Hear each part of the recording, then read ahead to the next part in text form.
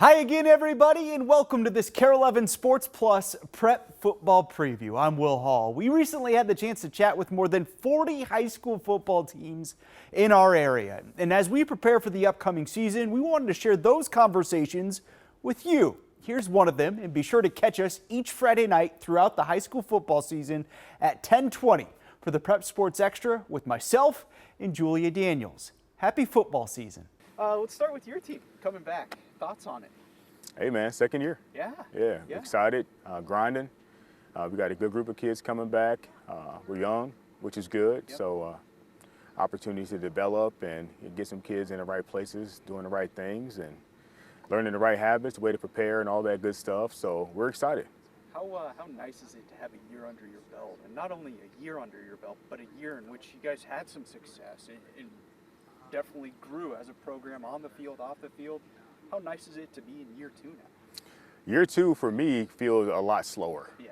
Last year was kind of a fire hose, going from a 3A school to 6A school, and obviously the job in itself, that was an adjustment. Yeah. But in terms of what we did last year, we're moving on to this year. We're not looking backwards at last year. Last year was cool, but we're looking at what's ahead of us, and we have a lot of good opportunities ahead of us. We're taking that very serious every day with our preparation and our mindset, and hopefully we can cash in on some opportunities that lie ahead. Who'd you bring with you today? I got Ignacio Cisneros. Okay. He's one of our captains. Okay. Yeah. Tell us about it. Yeah, man. I mean, he's everything you want in a captain. He works hard. He models all of our expectations. He works extremely hard during the off season as well, lifting weights, up early, staying late, all those good things. He's a DB, so he plays corner for us. A very good cover guy. Improved tackler. Yeah. And vocal guy. Inspires, really good with inspiring his teammates and kind of echoing some of the things that we're trying to accomplish. So kind of that extension of the coaching staff, so to speak. So yeah, good kid, on and off the field, works hard in the classroom, works hard in terms of preparing for football. When he's at football, he's very influential. Is everything you want in a captain. Awesome. Tell us about Jaden and Trey. How are they doing? They're doing all right. I mean, they're busy guys. Yeah. They had a lot of basketball this summer, and Jaden played some really high-level basketball with Tyler Hero's team, and they did a lot of crazy things. So, as a football coach, I'm happy that's winding down. Yeah. So we can see more of them at practice and things like that. But I'm the coach to where I want all the kids to play as many sports as they can, and I wish there was a way to perfectly balance everything where every kid can be at everything, but I'm not worried about those guys, man. They work really hard. They're super, super competitive, and I know when the time comes, they'll be ready. What makes Jaden so special? I mean, there's a lot. Number one, athleticism. That's obviously well advertised. Very, very competitive. Kind of a quiet guy, but when he steps on the field, he's there. His actions are very loud. His words are kind of far and few in between, but he's a guy you can count on to every game to come out and bring his best. And, he has a kind of a unique way of influencing others to kind of bring that juice with him. That's part of our culture, is bringing that juice and, that enthusiasm and competitiveness. And we say, compete at all times in all things is one of our mottos and our sayings. And, he models that. He just, from the moment he steps on the field, he's challenging everybody to guard him, and and he's blocking everybody. He's doing all the things. So that's huge, especially for someone that talented and that popular. For him to come and go about his business that way, that means a lot for our team as well. How about having Trey back? Obviously, a guy that has starting experience from last season into this season at such a crucial position. What's it mean to have him back? I mean, it's pretty cool. I mean, for him to be a ninth grader last year, a lot of people don't realize that.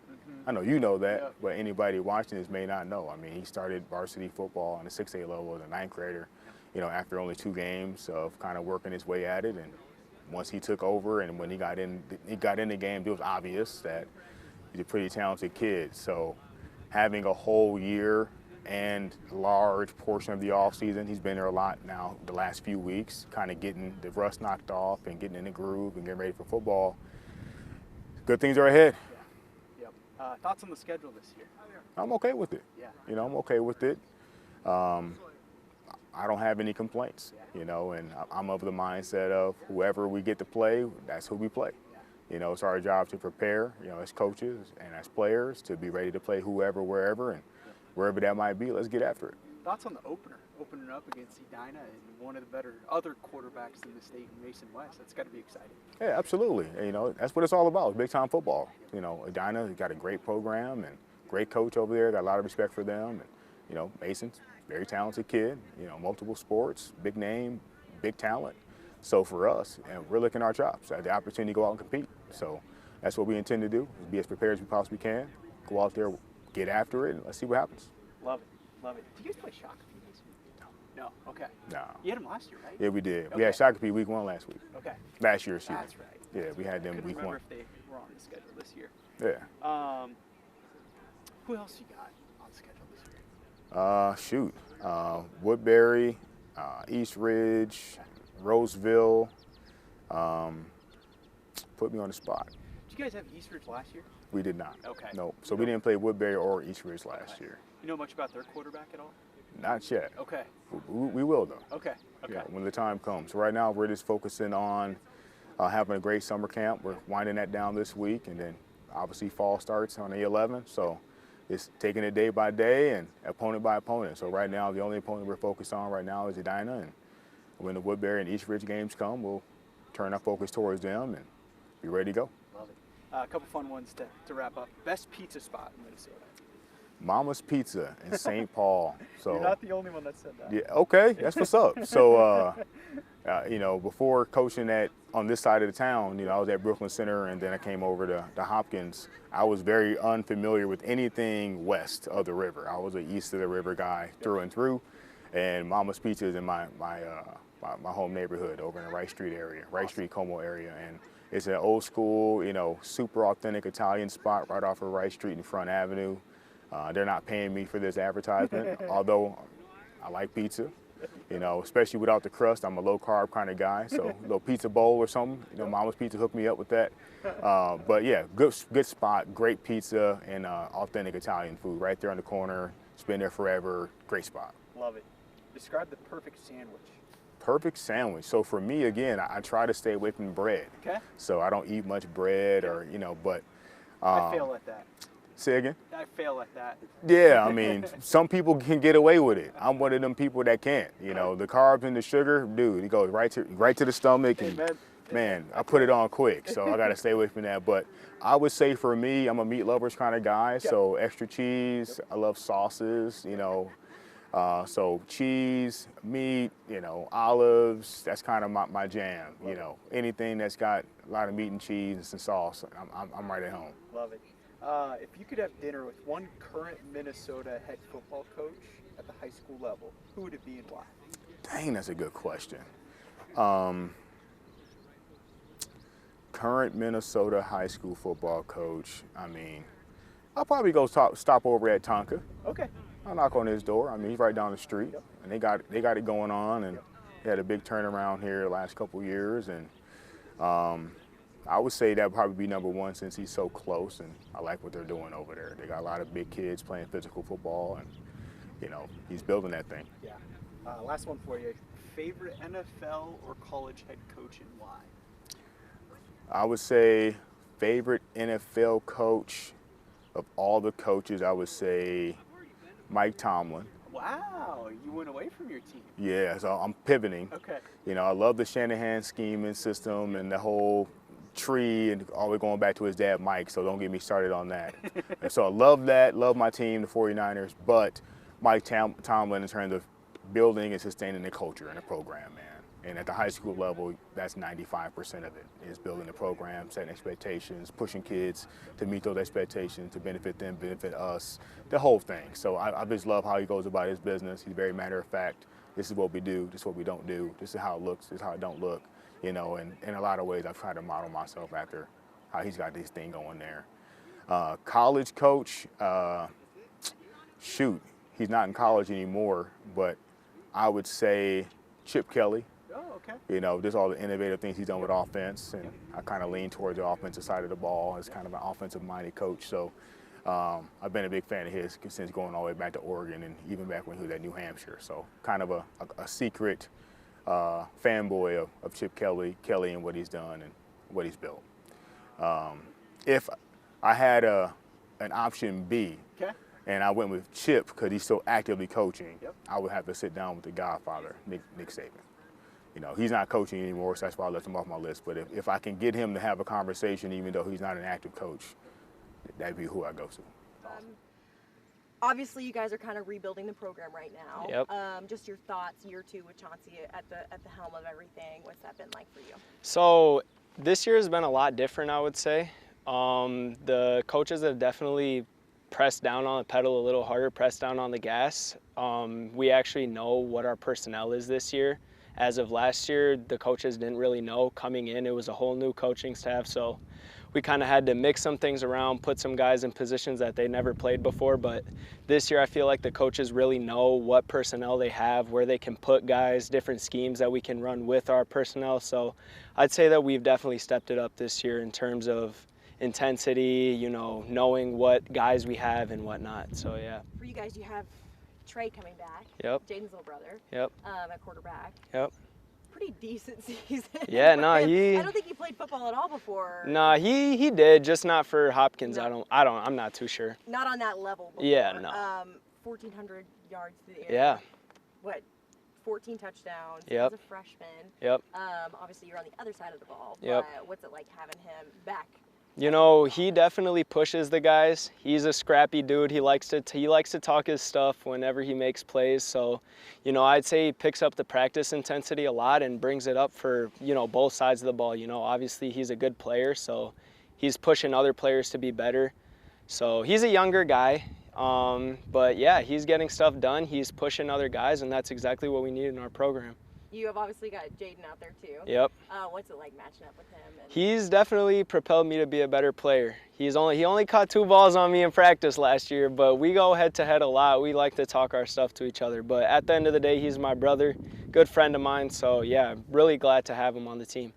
It feels like obviously Hopkins has such a storied athletic system. Definitely. You guys have so many talented athletes. Yeah. And Chauncey's kind of gotten guys that weren't necessarily football heavy now involved with the football program. What's that been like from your perspective?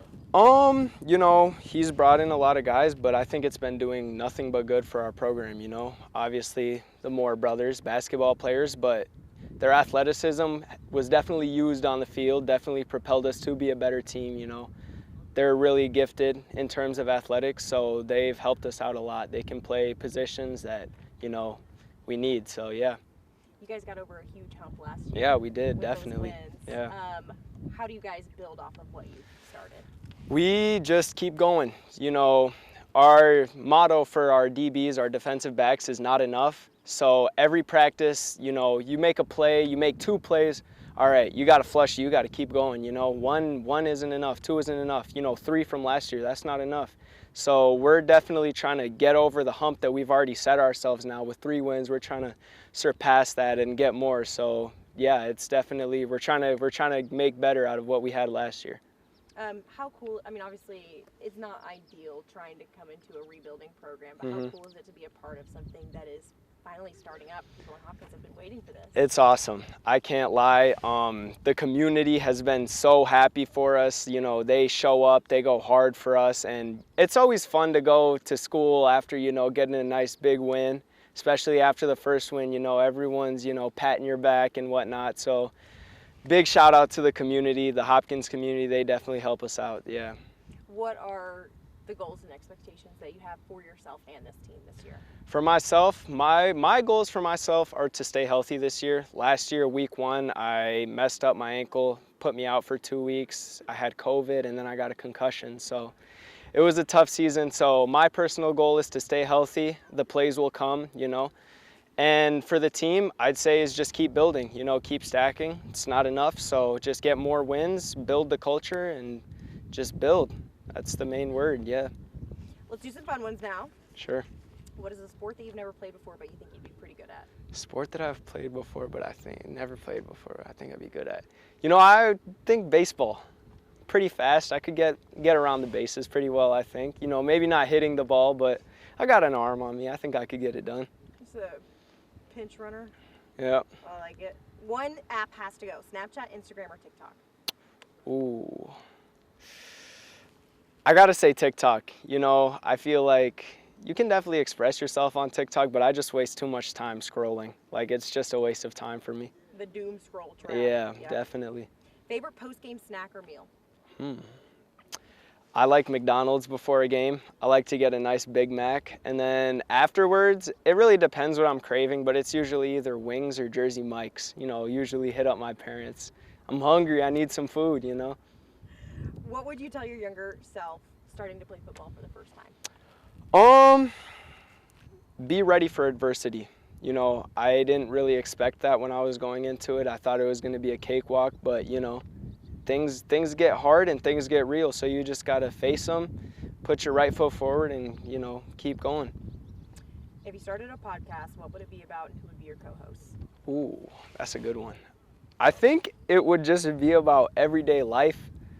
And I feel like if I were to have a podcast, I'd like have different types of guests all the time.